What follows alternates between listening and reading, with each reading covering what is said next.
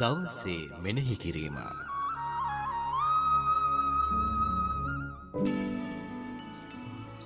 ප්‍රේමවන්ත සහෝදර සහෝදරියනි, ජේසුස් වහන්සේගේ උපන් මංගල උත්සවය සමරන්නට අප ලහිලහියේ සූදානම් වෙනවා.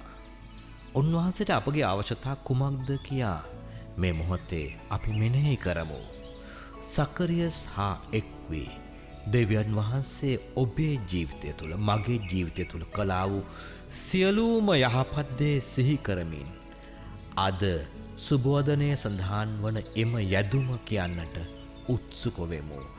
අප ජීවිතයන් තුළ පැමිණෙන දුක් කරදර කුමක් වුවත් උන්වහන්සේ දැනුවත් වීමකින් තොරව ඒ කිසිවක් සිදුවන්නේ නැහැ. ඒවා තුළින් උන්වහන්සේ අපට ලබා දෙන පණිවිඩයට අපි අවනත වෙමු. පීඩාවන් තුළින්, දුක් තුළින් අපව අමතන්නා වූ ඒ දේව හඬ අසන්නට අප සාවධාන වෙමු මේ ഘോഷාකාරී ලෝකයේ තුල.